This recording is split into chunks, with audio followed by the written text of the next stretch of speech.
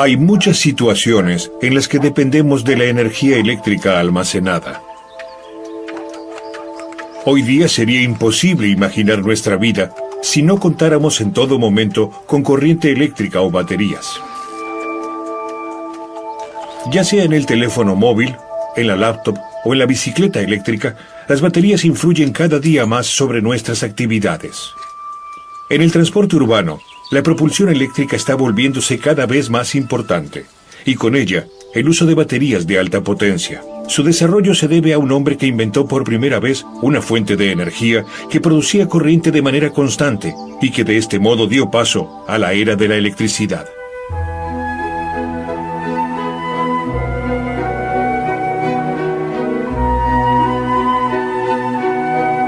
Alessandro Volta nace el 18 de febrero de 1745 en la ciudad italiana de Como, en el seno de una familia de la nobleza. Ya en la escuela, muestra un gran interés en las ciencias y en especial en la electricidad.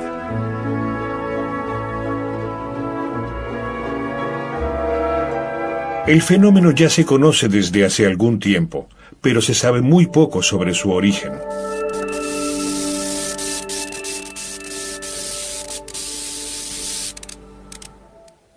Con 24 años, el estudiante Alessandro Volta publica en 1769 un trabajo científico bajo el título De attrattiva ignis electrici, donde comenta acerca de algunos experimentos realizados con electricidad.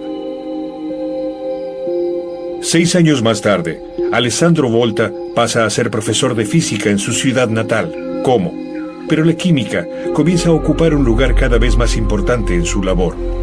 En los primeros años de trabajo en Como, diseña el electróforo, un aparato para generar electricidad por frotamiento. Un electróforo consta de 2 partes, un disco metálico con mango aislado y un tapón de resina. Cuando el tapón es frotado, por ejemplo, con la piel de un gato, se genera electricidad por frotamiento. Esta electricidad se transmite al disco metálico, que se descarga mediante rayos.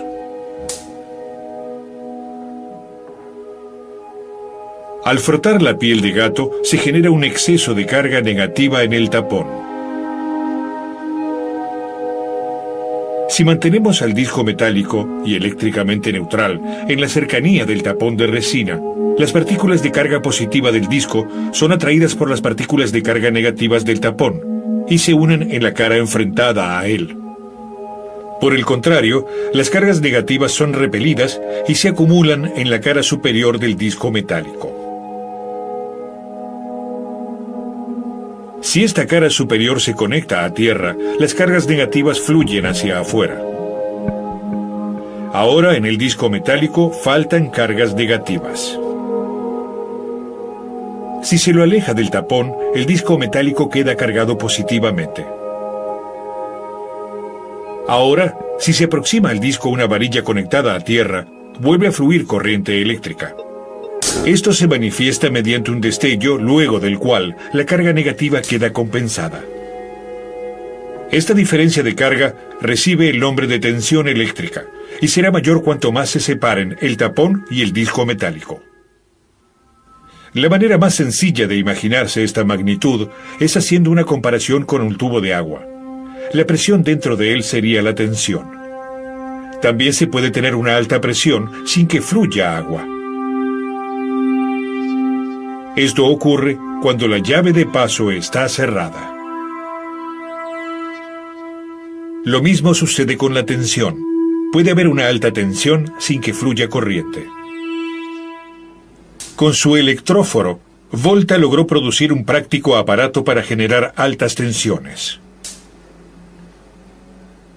A raíz de sus investigaciones, Volta se convierte con apenas 35 años en profesor de física de la Universidad de Pavia. Pero Alessandro Volta no es el único que estudia la electricidad. En el año 1789, el profesor de anatomía Luigi Galvani de Bologna realiza experimentos con muslos de ranas.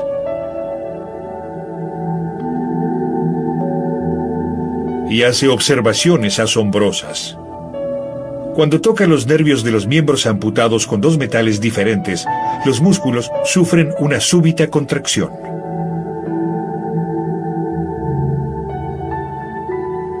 Galvani está convencido de haber probado la existencia de la electricidad animal. Alessandro Volta queda fascinado al enterarse de los hallazgos científicos de Galvani. De inmediato comienza a repetir estos experimentos, aunque no cree en la teoría de Galvani. En sus experimentos, Volta descubre que la causa de la generación de corriente eléctrica no radica en los músculos y nervios de la rana preparada, sino que hay que buscarla en los dos metales diferentes que logran conectarse a través del líquido conductor del tejido animal.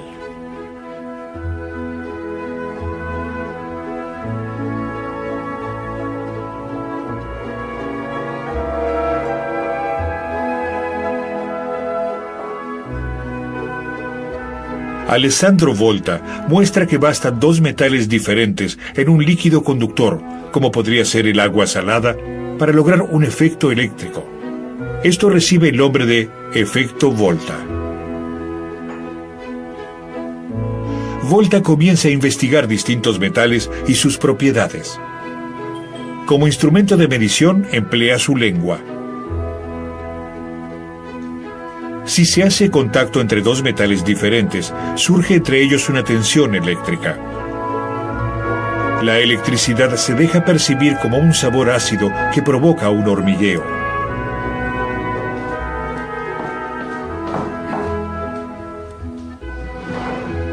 Volta prueba con gran minuciosidad todas las posibles combinaciones de metales. En una tabla, ordena los metales de acuerdo con la intensidad de sus correspondientes reacciones eléctricas. Pero no experimenta solo con metales como el zinc, el estaño, el plomo, el hierro, el cobre, el platino, el oro, la plata o el mercurio, a los que califica como conductores de primera clase. También descubre que los líquidos y los fluidos del cuerpo son conductores. A estos los llama conductores de segunda clase. A raíz de sus descubrimientos, la disputa de tantos años entre él y Galvani finaliza con la victoria de Volta y la invención que le valió la fama mundial. Sucede que durante sus experimentos descubre que el efecto eléctrico puede aumentarse en gran medida introduciendo alguna solución ácida entre dos metales. Y construye un recipiente que lo hará famoso: la pila de Volta. Volta coloca alternadamente monedas de cobre y placas de zinc, una sobre otra, al tiempo que las separa con discos de cuero embebidos en agua salada.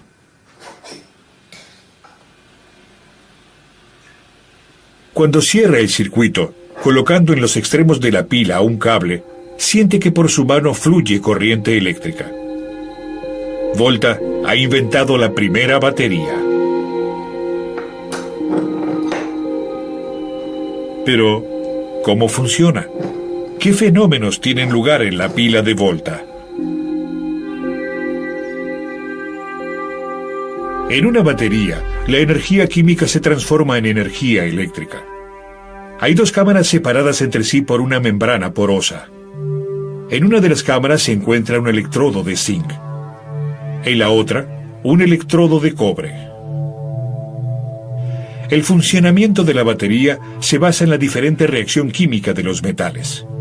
El electrodo de zinc libera iones en la solución. El electrodo se encuentra ahora cargado negativamente debido a los portadores de carga positiva que le faltan. En la celda de cobre tiene lugar un fenómeno similar, pero a escala muy inferior, ya que la capacidad de oxidación, o sea la tendencia del cobre a liberar iones, es mucho menor que la del zinc. Es por ello que también la carga negativa es mucho menor que en el electrodo de zinc. Si ambos electrodos se conectan ahora con un cable de metal, los electrones fluyen por él desde el electrodo de zinc al electrodo de cobre. Pero este proceso no es eterno, pues en algún momento finalizan los procesos químicos dentro de la batería.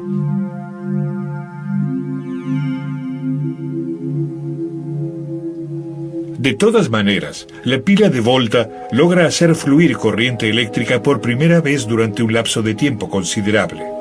Constituye el paso decisivo para la posterior investigación en el campo de la electricidad. Tras casi 10 años de incesante investigación, Alessandro Volta ha logrado finalmente su objetivo. En el año 1800, cuando contaba con 55 años, da a conocer su nueva invención en una carta dirigida a la Royal Society de Londres. La renombrada sociedad científica inglesa otorga a Volta su máxima distinción, la medalla Copley, comparable con el actual premio Nobel. Un año después, Volta viaja a París, donde presenta su pila ante Napoleón Bonaparte y la Academia de Ciencias de Francia. Napoleón está entusiasmado con el invento, le otorga a Volta una pensión anual y lo nombra conde y senador de la Italia ocupada por Francia. En 1815, Volta se convierte en director de la Facultad de Filosofía de Pavia. 4 años más tarde, vuelve a Como. Allí muere el 5 de marzo de 1827 a la edad de 82 años. Más de 50 años después, desde agosto a noviembre de 1881, tiene lugar en el Palacio de la Industria de París el primer Congreso Mundial sobre Electricidad. Se presentan innovaciones tecnológicas como el tranvía eléctrico de Siemens o un sistema de iluminación con lámparas incandescentes creado por Edison. Pero la mayor preocupación de los participantes es la unificación de las magnitudes eléctricas. La obra de Volta recibe un reconocimiento al nombrar una magnitud física según su apellido. El Congreso Mundial sobre Electricidad elige el volt como unidad de tensión eléctrica, vigente hasta el día de hoy. El conde Alessandro Volta es considerado en el siglo XIX el fundador de una nueva era, la era de la electricidad. En la actualidad existen diversos tipos de baterías, pero hay algo que ha permanecido inmutable desde los tiempos de Volta. En algún momento, las baterías se agotan y dejan de entregar corriente. Ya han cumplido con su misión y deben ser reemplazadas. La mayor parte de las baterías contienen, como en los tiempos de Volta, diversos metales. Pero estos metales y los ácidos contenidos en las baterías provocan un gran daño al medio ambiente, sobre todo cuando se los descarta sin respetar las normas. Por tal motivo, se están investigando nuevas combinaciones de materiales.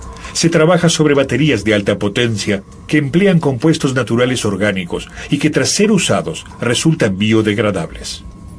Hace años, la ciencia y la industria trabajan en el desarrollo de nuevas baterías de alto flujo energético y que impidan cualquier derrame.